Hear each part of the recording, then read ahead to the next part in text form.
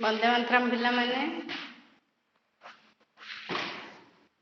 ଷଷ୍ଠ ଶ୍ରେଣୀର ଦ୍ୱିତୀୟ ଭାଗ ପଢ଼ା ହେଇଥିଲା ଓଡ଼ିଆ। ତୃତୀୟ ଭାଗ ପଢ଼ିବା। ଏକାଠି ରହିବା ଶିଖିଲେ ପ୍ରବନ୍ଧରୁ ପଢ଼ିବା। এটা ପଢ଼ିବା ପୂର୍ବରୁ କରୁଣାମୟୀ ମା ପରମ ପ୍ରଭୁ ଶ୍ରୀ ଅରବିନ୍ଦଙ୍କ ଚରଣ କମଳରେ ଧ୍ୟାନ ପ୍ରାର୍ଥନା କରିବା। ତାପରେ ଆମେ ବିଷୟବସ୍ତୁକୁ ଯିବା। ଧ୍ୟାନ ଉବର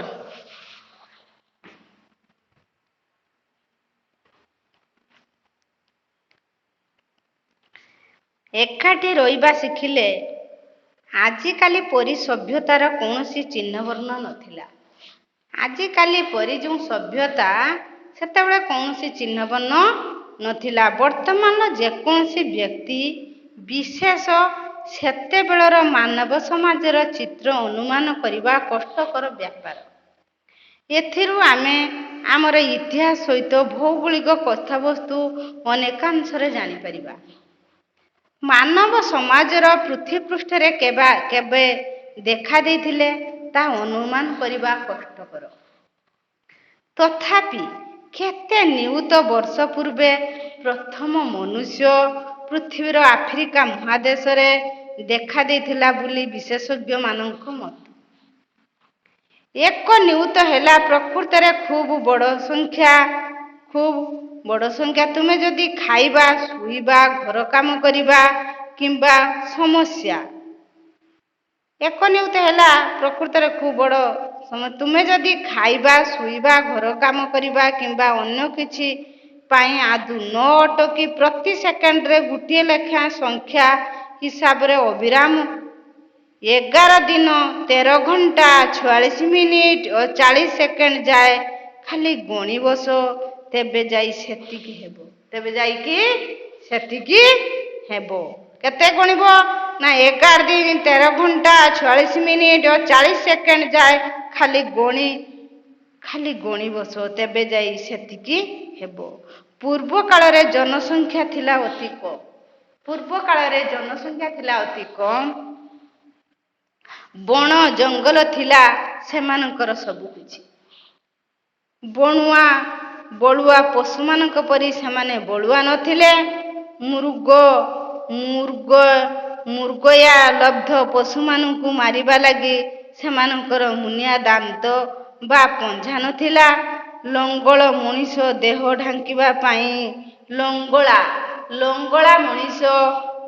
ଢାଙ୍କିବା ପାଇଁ କିଛି ନଥିଲା। ଶୀତ ବର୍ଷା ବୈଶାଖ୍ୟ ଥିଲା ସେମାନଙ୍କ ପାଇଁ ଅସହ୍ୟ। ଜୀବନ ଥିଲା କଷ୍ଟମୟ, କ୍ଷୁଧାତୁର। କେବଳ ଥିଲା ବଡ଼ ମସ୍ତିଷ୍କ ଓ ଅଭିଜ୍ଞତାରୁ ଶିଖିବା ଲାଗି ସାମର୍ଥ୍ୟ।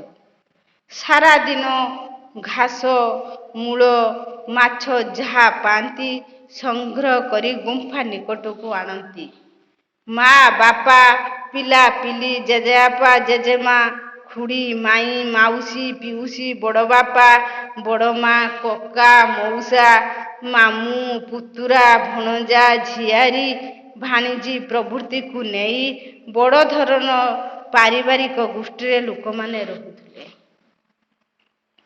ଓ ସଂଗ୍ରହ କରିଥିବା ଖାଦ୍ୟକୁ ନିଆଁ ଚାରିପାଖେ ବାଣ୍ଟିକୁଣ୍ଟି ଖାଉଥିଲେ। ଲୋକମାନେ କେବଳ ହାଡ଼, କାଠ କିମ୍ବା ପଥରରେ ସେମାନଙ୍କର ବିଭିନ୍ନ କାର୍ଯ୍ୟ ଓ ଶିକାର ପାଇଁ ହତିଆର ତିଆରି କରୁଥିଲେ। ଆଖପାଖ ଇଲାକାକୁ ଛାଡ଼ି ଦୁର୍ଗମ ଗିରିପଥ ବାହାରକୁ ଯିବାକୁ ସାହସ କରୁନଥିଲେ। ଶତାବ୍ଦୀ ପରେ ଶତାବ୍ଦୀ ଧରି ଚାଲିଲା ଜୀବନର ନିତ୍ୟ ପ୍ରବାହ। ଅଭିଜ୍ଞତାରୁ ଲୋକମାନେ ଅତି ଅଳ୍ପ ମାତ୍ରାରେ ଜ୍ଞାନ ହାସଲ କଲେ। ଆଦିମ ମଣିଷର ନୌକା ନଥିଲା। ଏପରିକି ନଦୀ ହ୍ରଦ ଗୁଡ଼ିକ ବୋଧ ହେଉଥିଲେ ଅତି ବିଶାଳ। ପାଦ ଥିଲା ସେମାନଙ୍କର ଏକମାତ୍ର ପରିବହନର ସାଧନ। ତେଣୁ ତୃଣଭୂମି, ବନ ଓ ସମତଳ ଅଞ୍ଚଳଗୁଡ଼ିକ ବୋଧ ହେଉଥିଲା ଅତି ବିସ୍ତୀର୍ଣ୍ଣ ଏବଂ ପର୍ବତମାଳା ଅଲଙ୍ଘନୀୟ। ସ୍ତ୍ରୀ ଲୋକମାନେ ଲକ୍ଷ୍ୟ କଲେ ଯେ ନଈ କୂଳର ପାଖେ ପାଖେ ଉଦା ପଟୁମାଠିରେ ଯଦି ମଞ୍ଜି ବୁଣା ଯାଉଛି ତାହେଲେ ସେଠାରୁ ଉଦ୍ଭିଦ ସବୁ ଅନ୍ୟାନ୍ୟ ସ୍ଥାନ ଅପେକ୍ଷା ଅଧିକ ଟାଣୁଆ ଓ ଖୁବ୍ ବଡ଼ ହେଉଛନ୍ତି। ପଟୁମାଟିରେ ମଞ୍ଜି ଗୁଡ଼ିକୁ ପୋତିବାକୁ ଲୋକମାନେ ଶିଖିଲେ।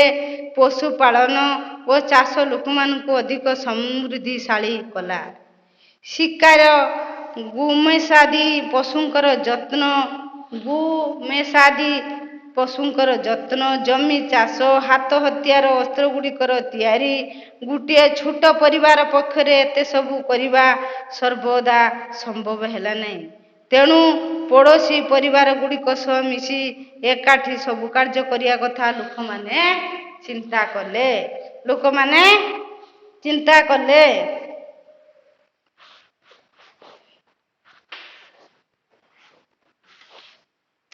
ଏଟାର କିଛି ଆଉ କଷ୍ଟ ଶବ୍ଦ ନାହିଁ। ଶବ୍ଦ ଅର୍ଥ ମୁନିଆ ତମେ ଜାଣିପାରୁଛ। ମୃଗାଲବ୍ଧ ମାନେ ମୃଗ ମାନଙ୍କର ଚମଡ଼ା ସବୁ ଇଏ କରୁଥିଲେ। ଆଉ ପଶୁ ଉଷୁମ ପାଣି ଗରମ ପାଣି ଏଥିରେ ଏତେ କଷ୍ଟ ଶବ୍ଦ ନାହିଁ। ତାପରେ ଦେଖ ପ୍ରଶ୍ନ ଉତ୍ତର, ବହିରେ ଥିବା କେତେକ ପ୍ରଶ୍ନ ଉତ୍ତର। ଦୁଇ ଦୁଇ ଶବ୍ଦ ଗୁଡ଼ିକ ଅଲଗା କରି ଲେଖ। କ୍ଷୁଧାତୁର ଦୁଇ ଦୁଇ ଶବ୍ଦକୁ ଏକ ନମ୍ବର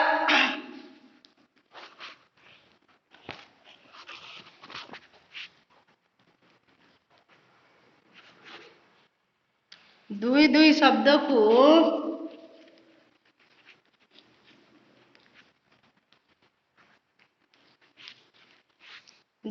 ଶବ୍ଦକୁ ଅଲଗା କର।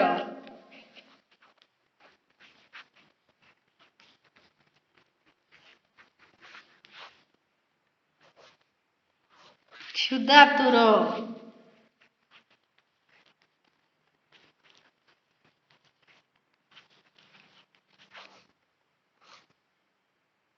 କ୍ଷୁଧା ଯୁକ୍ତ ଆତୁର, କ୍ଷୁଧା ଯୁକ୍ତ ଆତୁର, କ୍ଷୁଧାତୁର।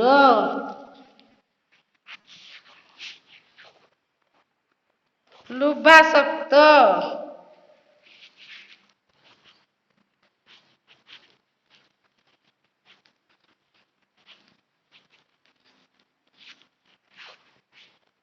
ଲୋଭ ଯୁକ୍ତ ଆସକ୍ତ, ଲୋଭ ଯୁକ୍ତ ଆସକ୍ତ।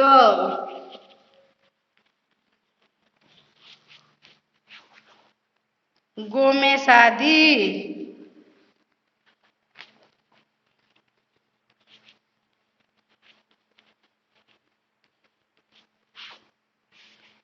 ଗୋ ଯୁକ୍ତ ମେଷାଦି, ଗୋ ଯୁକ୍ତ ମେଷାଦି।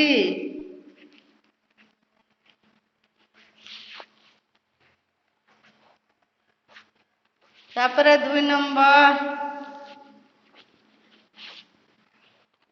ବାଣ୍ଟି କୁଟି ପରି ଶବ୍ଦ।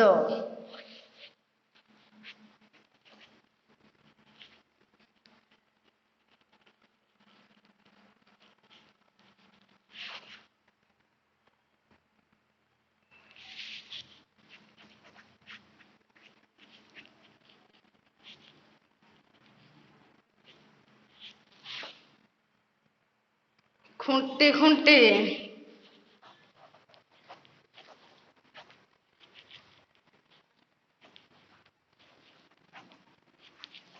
ଖୁଣ୍ଟି ଖୁଣ୍ଟି, ଝୁଣ୍ଟି ଝୁଣ୍ଟି, କାଣ୍ଟି କୁଣ୍ଟି, ଟୁଣ୍ଟି ଟୁଣ୍ଟି, ଝୁଣ୍ଟି ଝୁଣ୍ଟି,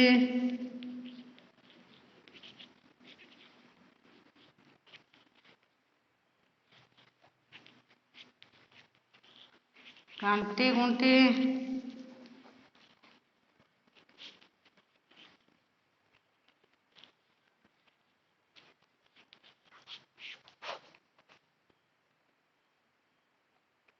ଟୁଣ୍ଟି ଟୁଣ୍ଟି।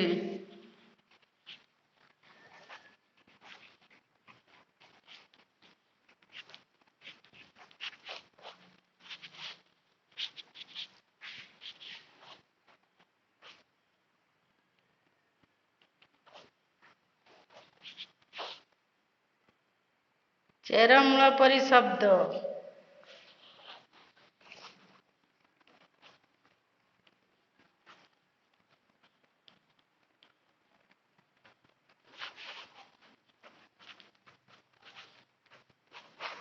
ଗୁଚ୍ଛମୂଳ।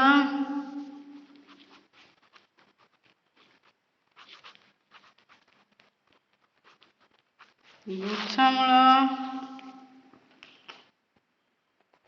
ପ୍ରଧାନ ମୂଳ।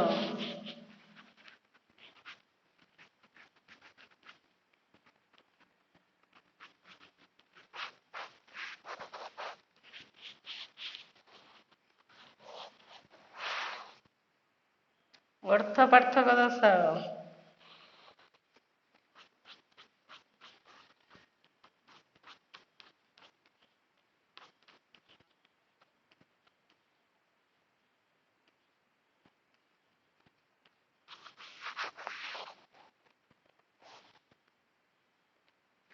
କୂଳ କର କୂଳ କୂଳ ମାନେ ବଂଶ।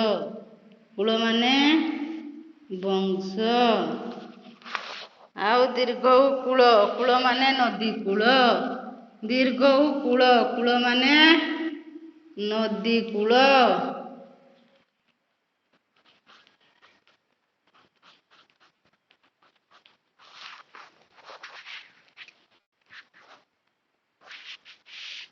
ତାପରେ 5 ନମ୍ବର ବିପରୀତ ଶବ୍ଦ।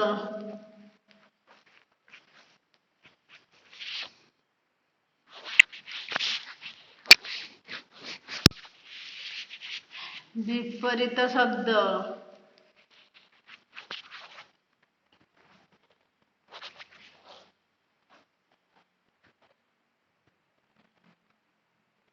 ନିମ୍ନ ଉଚ୍ଚ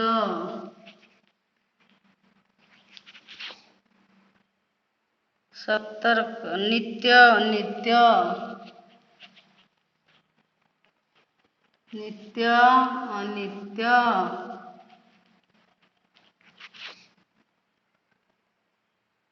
ଜୀବିତ ମୃତ ଜୀବିତ ମୃତ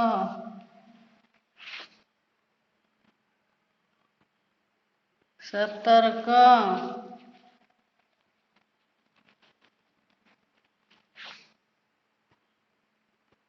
ଅସତର୍କ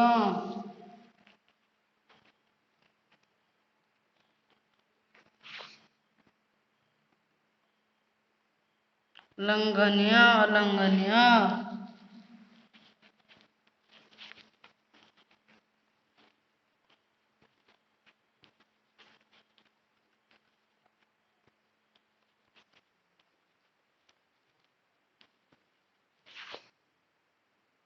ଅପେକ୍ଷା ଉପେକ୍ଷା ଅପେକ୍ଷା ଉପେକ୍ଷା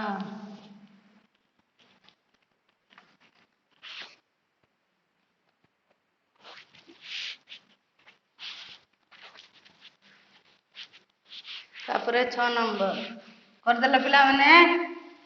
ତାପରେ 6 ନମ୍ବର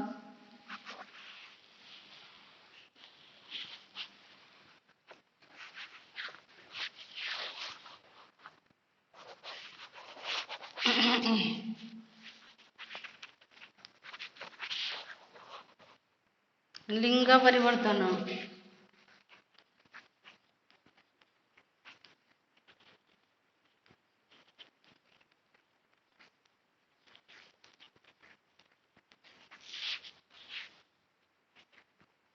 ଜେଜେବାପା ଜେଜେମା ତମେ ଜାଣିଛ ଏଗୁଡାକ। ମୁଁ ଖାଲି ଗୋଟେ କହିଦଉଛି ତମେ ଏଇଟା କରିବ। ଜେଜେବାପା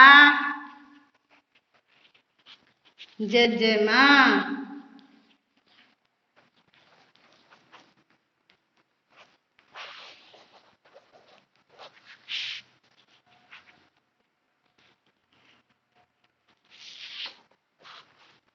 ପିଉସା ପିଉସୀ ପିଉସା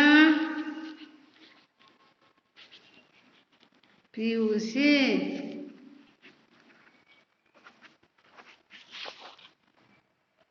ପୁତୁରା ଝିଆରୀ।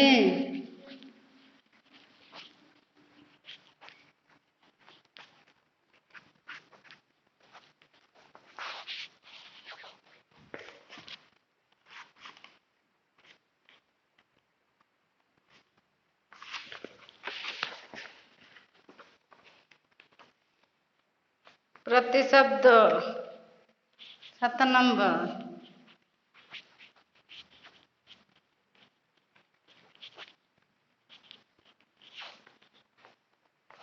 ନଈର।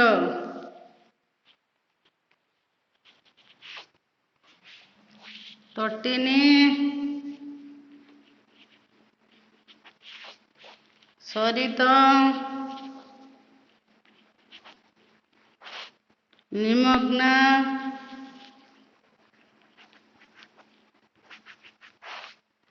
ନିର୍ଝରଣୀ।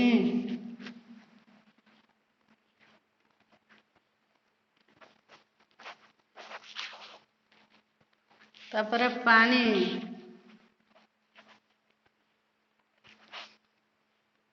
ଜଳ। ନୀର। ଅମ୍ବୁ। ଜୀବନ। ପାହାଡ଼।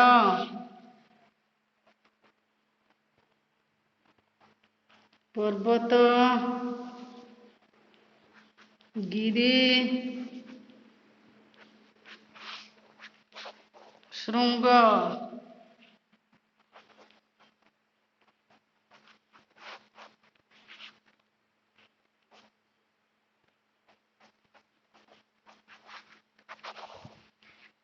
ତାପରେ ମଣିଷ।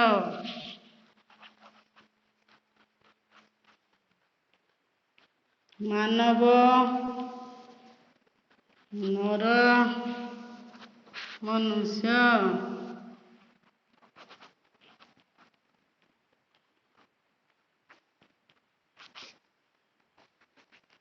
ବଣ।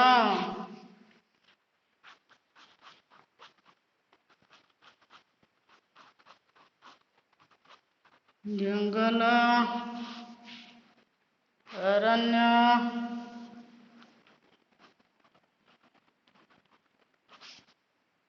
ବନ।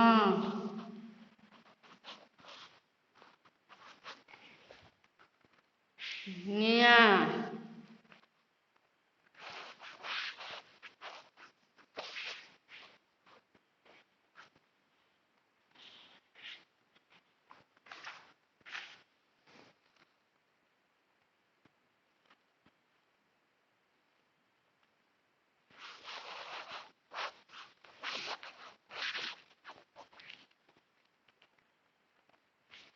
ସମୁଦ୍ର।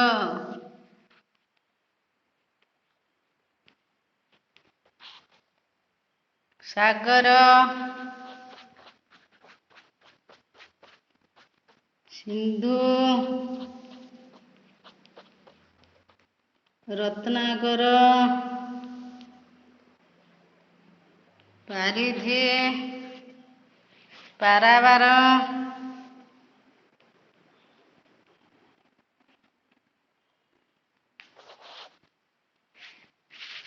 ସୂର୍ଯ୍ୟ।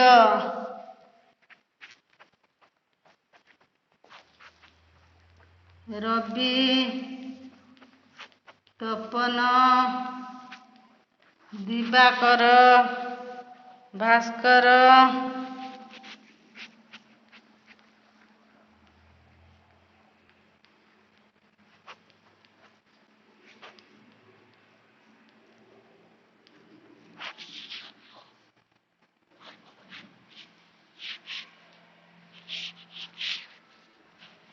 ଡଙ୍ଗା।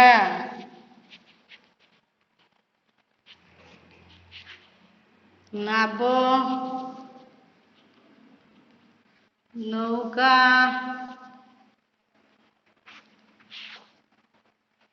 ନାଆ। ତୋରଣୀ।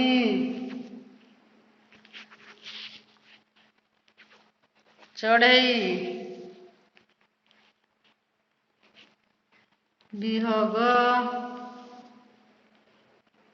ବିହଙ୍ଗ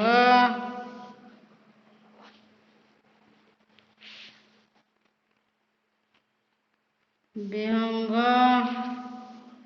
ପକ୍ଷୀ ଖଗ ବିହଙ୍ଗମ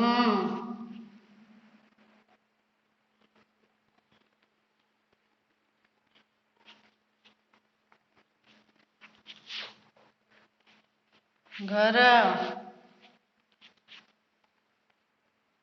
ଗୃହ ବସା ଆଳୟ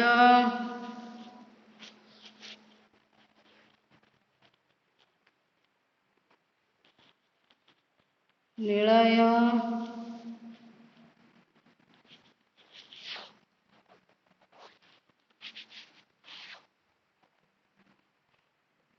ନ୍ୟା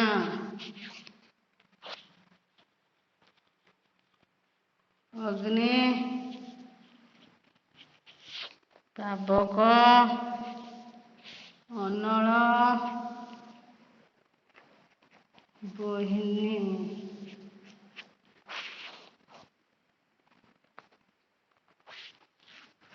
7 ନମ୍ବର କହିଲା ତାପରେ 8 ନମ୍ବର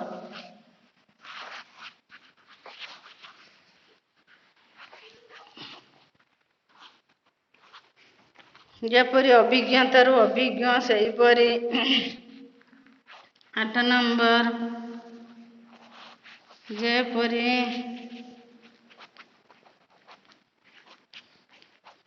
ଅଭିଜ୍ଞତାରୁ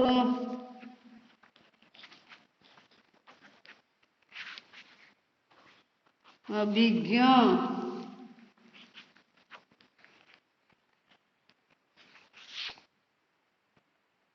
ସେହିପରି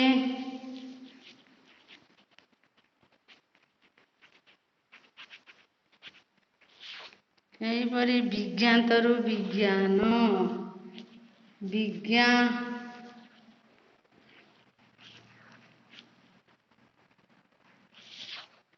ବିଜ୍ଞାତାରୁ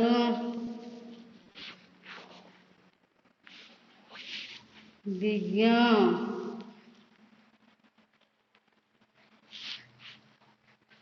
ଅଜ୍ଞତାରୁ ଅଜ୍ଞ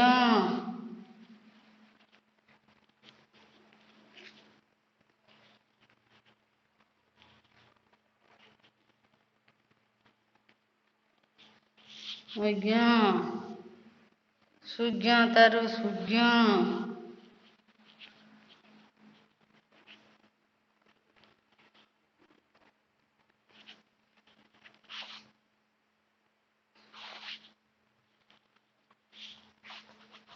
ତାରୁ ସୁଜ୍ଞ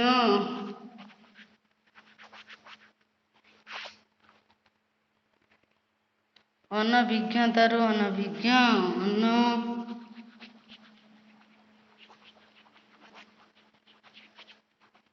ବିଜ୍ଞତାରୁ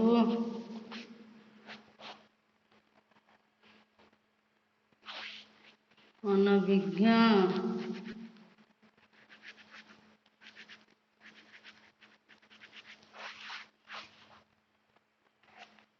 ଯେପରି ରୁଗୁଣା ହେଉଛି ରୁଗ୍ଣ ସେହିପରି ଉଷ୍ମରୁ ଉଷ୍ମ ଜନ୍ମରୁ 9 ନମ୍ବର ଖାଲି କରୁଛି ଦେଖ ତମେ ଲେଖିବ ଯେପରି ରୁଗ୍ଣାରୁ ରୁଗ୍ଣ ସେହିପରି ଉଷ୍ମରୁ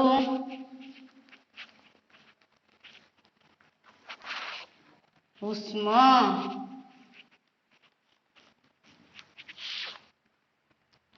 ଜନ୍ମରୁ ଜନ୍ମ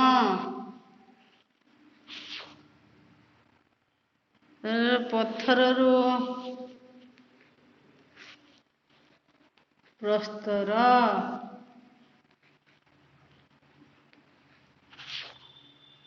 ମରମରୁ ମରମ ମର୍ମ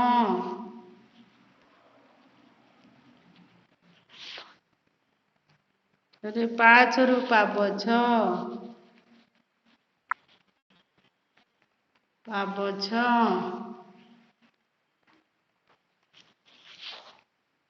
ଦେଉଳରୁ ଦେବାଳୟ,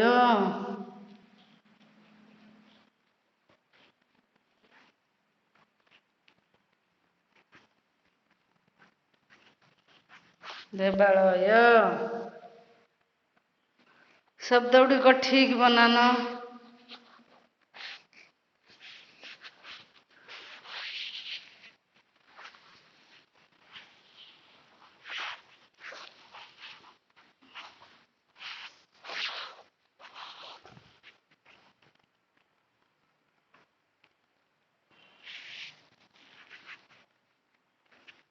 ଦଶ ନମ୍ବର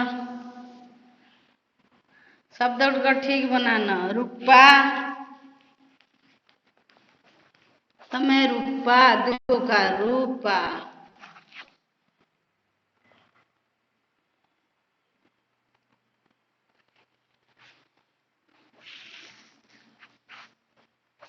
ସେଟା ରୂପା ରୂପା। ଶିକାର,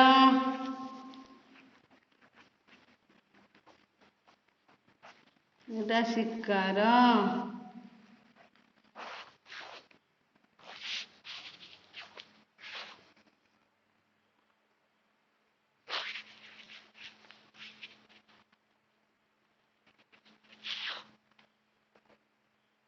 କୁରାଢ଼ୀ,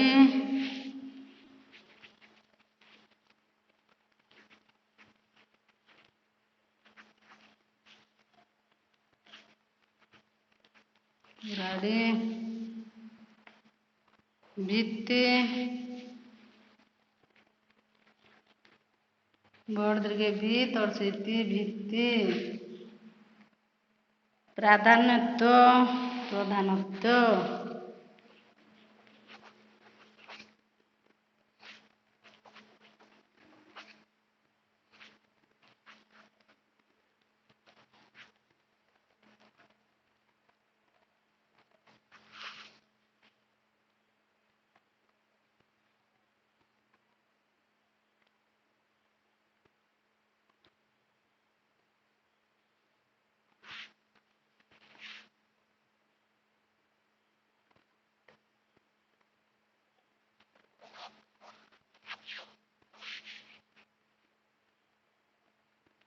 ଦ୍ରତା, ଦାରିଦ୍ର୍ୟ,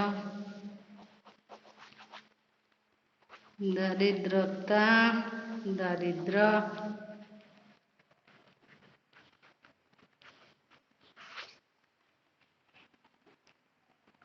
ଦାରିଦ୍ର୍ୟ।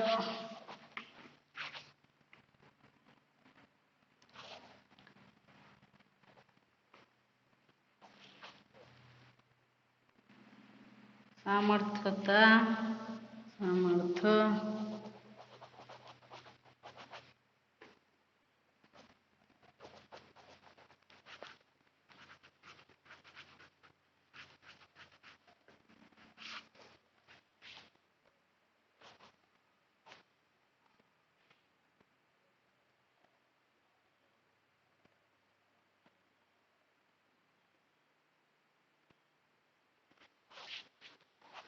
ତାପରେ ପିଲାମାନେ 10 ନମ୍ବର କରିଦେଲି, ଦେଖିଲ।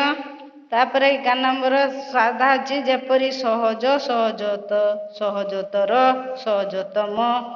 ସେହିପରି ଜଟିଳ, ଜଟିଳତର, ଜଟିଳତମ। ଏର ସୁନ୍ଦର, ସୁନ୍ଦରତର, ସୁନ୍ଦରତମ। ତାର ସରଳ, ସରଳତର, ସରଳତମ। ନିର୍ମଳ, ନିର୍ମଳତର, ନିର୍ମଳତମ। ସମୁଦ୍ରଶାଳୀ। ତାପରେ 12 ନମ୍ବର ଦେଲା ସମୃଦ୍ଧିଶାଳୀ, ଶକ୍ତିଶାଳୀ ପରି 3ଟି ଶବ୍ଦ ଲେଖ। ସମୁଦ୍ରଶାଳୀ ପରି ଶବ୍ଦ ହେଲା ପୋକଶାଳୀ, ବଳଶାଳୀ, ଚାଟଶାଳୀ, ଜ୍ଞାନଶାଳୀ।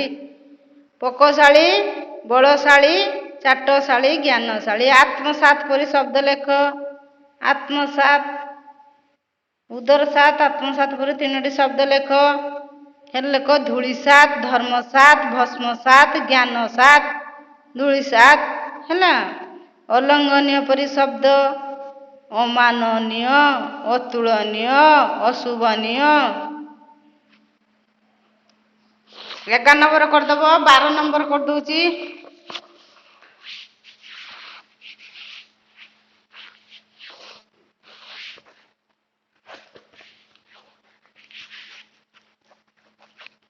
12 ନମ୍ବର ପୋକଶାଳୀ,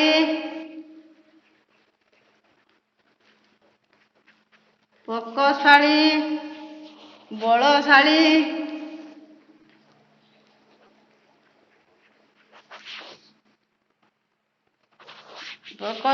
ବଳଶାଳୀ,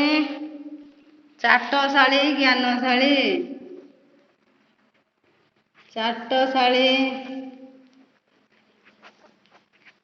ଜ୍ଞାନଶାଳୀ,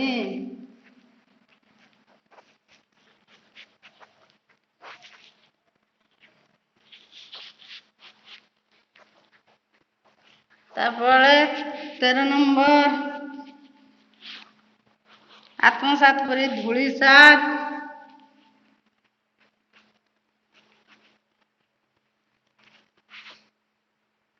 ଧର୍ମସାତ୍,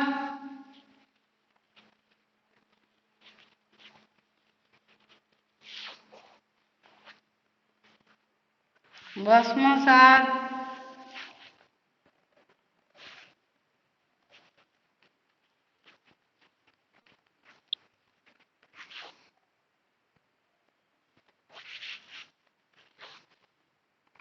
ଜ୍ଞାନସାତ୍।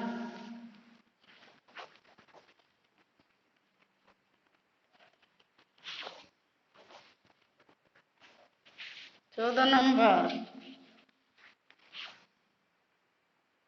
ଅମାନନୀୟ,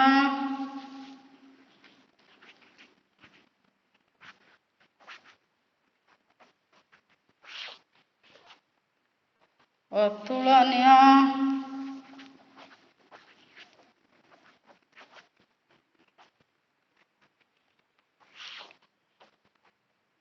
ଅଶୋଭନୀୟ।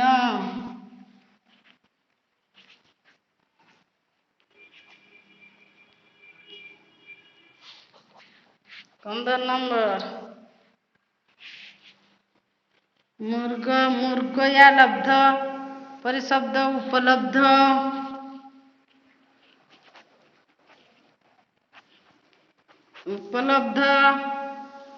ଜ୍ଞାନଲବ୍ଧ,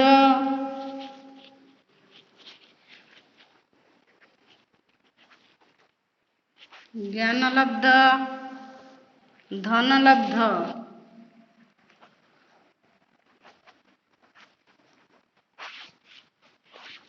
16 ନମ୍ବର ଯେପରି ସମର୍ଥରୁ ସାମର୍ଥ୍ୟ, ସେହିପରି ଦରିଦ୍ରରୁ ଦାରିଦ୍ର୍ୟ, ସନ୍ନିଧ୍ୟରୁ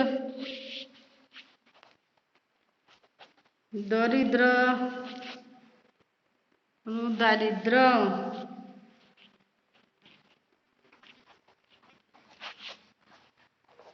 ସନ୍ନିଧ୍ୟରୁ ସାନ୍ନିଧ୍ୟ।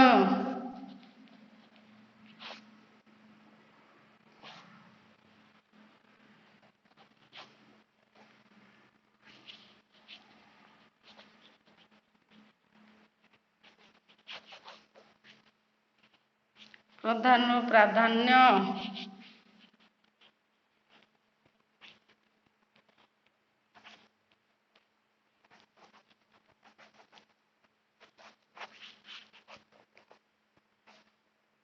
ଅତିଥିରୁ ଆତିଥ୍ୟ,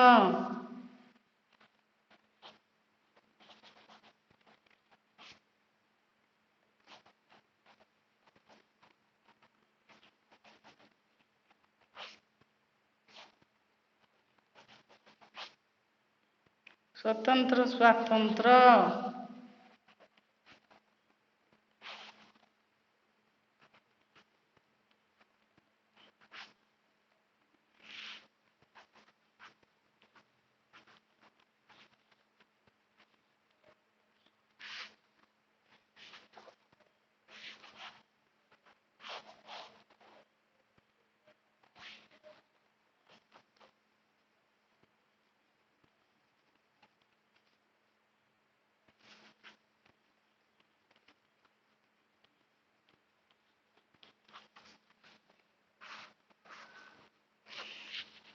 ତାପରେ ଗୋଟେ ବାକ୍ୟ ଗଠନ କରିବ।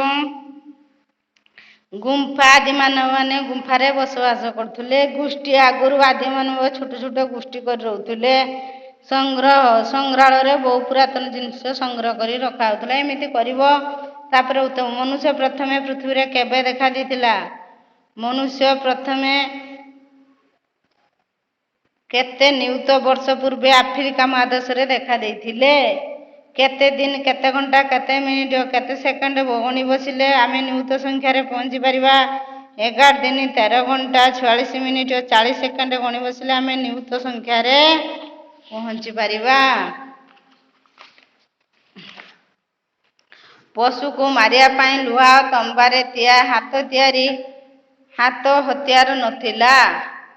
ପଶୁକୁ ମାରିବା ପାଇଁ ଲୁହା ତମ୍ବାରେ ତିଆରି ହାତ ହତିଆର ନଥିଲା। ବିଦ୍ୟୁତ୍ ନଥିଲା। ରହିବା ପାଇଁ ଘର ନଥିଲା। ଶୀତ ଦାଉରୁ ରକ୍ଷା ପାଇଁ ପିନ୍ଧିବାକୁ ପୋଷାକ ନଥିଲା ଇତ୍ୟାଦି। ବଣ ମଣିଷ ପାଖରେ ଯାହା ନଥିଲା ତାହା କିଛି ଆମ ପାଖରେ ଅଛି। ସେ କହୁଛି ବଣ ମଣିଷ ମଧ୍ୟରେ କେଉଁ କେଉଁ ଶକ୍ତି ନଥିଲା ଯାହା ଆଜି ଆମ ପାଖରେ ଅଛି? ନା ପଶୁ ମାରିବା ପାଇଁ ଲୁହା ତମ୍ବାରେ ତିଆରି ହାତ ତିଆରି ନଥିଲା। ବିଦ୍ୟୁତ୍ ନଥିଲା। ରହିବା ପାଇଁ ଘର ନଥିଲା। ଶୀତ ରଖିବା ପାଇଁ ପିନ୍ଧିବାକୁ ପୋଷାକ ନଥିଲା। ପାଖରେ ଯାହା ନଥିଲା ତାହା ଆଜି ଆମ ପାଖରେ ଅଛି। ବଣ ମଣିଷ ମାନଙ୍କର ଜୀବନ କିପରି ଥିଲା? ବଣ ମଣିଷ ମାନଙ୍କର ଜୀବନ ଥିଲା ଅତି କଷ୍ଟ ଓ କ୍ଷୁଧାତୁର। ସେମାନେ ବଣରୁ କ'ଣ ସଂଗ୍ରହ କରୁଥିଲେ? ନା ବଣରୁ ଚେରମୂଳ ଘାସ ସଂଗ୍ରହ କରୁଥିଲେ। ସେମାନେ ବଣ ମଣିଷ ମାନେ ଗୋଷ୍ଠୀରେ କିପରି ରହୁଥିଲେ? ସେମାନଙ୍କ ପରିବାରରେ ମା, ବାପା, ପିଲାପିଲି, ଜେଜେବା, ଜେଜେମା, ଖୁଡ଼ି, ମାଇଁ, ପିଉସା, ପିଉସୀ, ମାଉସୀ, ବଡ଼ବାପା, ବଡ଼ମା, କକା, ମଉସା, ମାମୁଁ, ପୁତୁରା, ଭଣଜା, ଝିଆରୀ, ଭାଣିଜୀ ପ୍ରଭୃତିଙ୍କୁ ନେଇ ବଡ଼ ଧରଣର ପାରିବାରିକ ଗୋଷ୍ଠୀରେ ଲୋକମାନେ ରହୁଥିଲେ। ସେମାନଙ୍କ ପରିବାର କିପରି ଥିଲା? ସେମାନଙ୍କ ପରିବାର ବହୁତ ବଡ଼ ଥିଲା। ସେମାନେ ବଣରୁ କିପରି ଖାଦ୍ୟ ସଂଗ୍ରହ କରୁଥିଲେ? ସେମାନେ କେବଳ ହାଡ଼, କାଠ କିମ୍ବା ପଥରରେ ସେମାନଙ୍କର ହତିଆର ପ୍ରସ୍ତୁତ କରୁଥିଲେ। ହାଡ଼କୁ ଘଷି ଘଷି ଏକ ପ୍ରକାର ପଥରକୁ ଦୁଇଟି ବଡ଼ ପଥର ମଧ୍ୟରେ ଅନେକ ସମୟ ଧରି ଚାପି ରଖି ଛେଚି ଚେପଟା କରୁଥିଲେ। ସେଥିରୁ ଛୁରୀ, କୁରାଢ଼ର ବେଣ୍ଟ ଇତ୍ୟାଦି ପ୍ରସ୍ତୁତ କରୁଥିଲେ। ବଣ ମଣିଷମାନେ ପଥର ସବୁ କେଉଁଠାରୁ ଆଣୁଥିଲେ? ମଣିଷମାନେ ପଥର ସବୁ ନିମ୍ନ ଭୂମି ଆଡ଼ୁ ଆଣୁଥିଲେ। ସେମାନେ ପଥରଗୁଡ଼ିକୁ କେଉଁ ରୂପ ଦେଉଥିଲେ? ସେମାନେ ପଥର ଗୁଡ଼ିକ ଛୁରୀ କରିବା ପାଇଁ କିମ୍ବା ଏକ କୁରାଢ଼ୀ ବେଣ୍ଟ ପାଇଁ ବ୍ୟବହାର ଲାଗି ରୂପ ଦେଉଥିଲେ।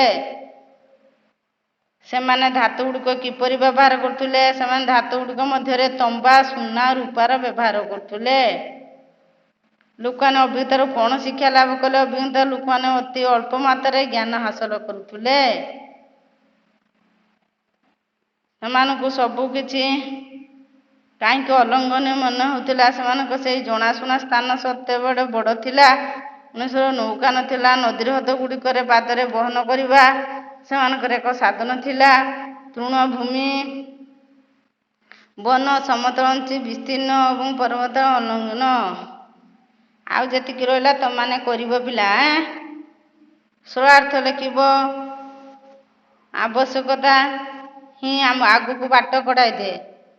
ଉକ୍ତ ଗଦ୍ୟାଂଶଟି ଷଷ୍ଠ ଶ୍ରେଣୀ ସାହିତ୍ୟ ବହିରେ ଥିବା ଆଗେ ଆବଶ୍ୟକତା ହିଁ -- ଲେଖ। ଉକ୍ତ ଗଦ୍ୟାଂଶଟି ଷଷ୍ଠ ଶ୍ରେଣୀ ଆମ ସାହିତ୍ୟ ବହିରେ ଥିବା ଏକାଠି ରହିବା ଶିଖିଲେ ବିଷୟରୁ ଆସିଅଛି। ଆବଶ୍ୟକତା ହିଁ ମଣିଷକୁ କିପରି ବାଟ ଦେଖାଏ ବିଷୟରେ ପ୍ରାବନ୍ଧିକ ଏଠାରେ ବର୍ଣ୍ଣନା କରିଛନ୍ତି। ଆରମ୍ଭରୁ ଆଦିମ ଅଧିବାସୀମାନେ ପ୍ରକୃତି ସହ ବଞ୍ଚିବାକୁ ଶିଖିଲେ। ନିଜର ଆବଶ୍ୟକତା ପ୍ରକୃତିରୁ ପରିପୂର୍ଣ୍ଣ କରୁଥିଲେ। ଧୀରେ ଧୀରେ ଆବଶ୍ୟକତା ଅଧିକରୁ ଅଧିକ ହେଲା। କଞ୍ଚା ମାଂସ ବଦଳରେ ରନ୍ଧା ମାଂସ ଖାଇଲା। ରହିବା ପାଇଁ ବାସଗୃହ ତିଆରି କଲା। ପିନ୍ଧିବା ପାଇଁ ପୋଷାକର ଆବଶ୍ୟକତା ମଣିଲା। ପଥର ହାତ ହତିଆର ତିଆରି ବଦଳରେ ଉନ୍ନତ ମାନର ହାତ ହତିଆର ତିଆରି କଲା। କୃଷି ଉପକରଣ ତିଆରି କଲା। ଖାଦ୍ୟର ଅଭାବ ପୂର୍ଣ୍ଣ କରିବା ପାଇଁ ଚାଷବାସ କଲା। ଏହିପରି ଭାବରେ ଆଦିମ ମଣିଷକୁ ଆବଶ୍ୟକତାର ବାଟ କଢ଼େଇ ଦେଇ ଆଧୁନିକ ମଣିଷର ଜୀବନଶୈଳୀକୁ ରୂପାନ୍ତରିତ କରିଛନ୍ତି। ଏଠାରେ ପ୍ରାବନ୍ଧିକ ଉକ୍ତିଟି ବାସ୍ତବରେ ଯଥାର୍ଥ ହୋଇପାରିଛି। ତାପରେ ଦୀର୍ଘ ଉତ୍ତର କରିବ। ଆଦିମ ମଣିଷ ଜୀବନ କିପରି ଥିଲା ବିସ୍ତୃତ ଭାବରେ ଲେଖିବ। ପୂର୍ବ କାଳରେ ମନୁଷ୍ୟମାନେ କାହିଁକି ଓ କିପରି ଅଭିଜ୍ଞତାରୁ ଶିକ୍ଷା କରୁଥିଲେ ବର୍ଣ୍ଣନା କରିବେ।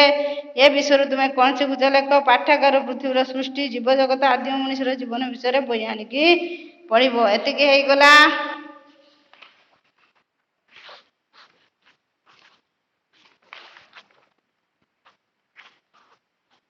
ତାପରେ ମନୁଷ୍ୟ ଗୋଷ୍ଠୀ ଭାଷା ପଢ଼ିବା ଆରଥରକୁ। ଏଥର ଏତିକି କହି ରହୁଛେ। ବନ୍ଦେ ମାତରମ୍।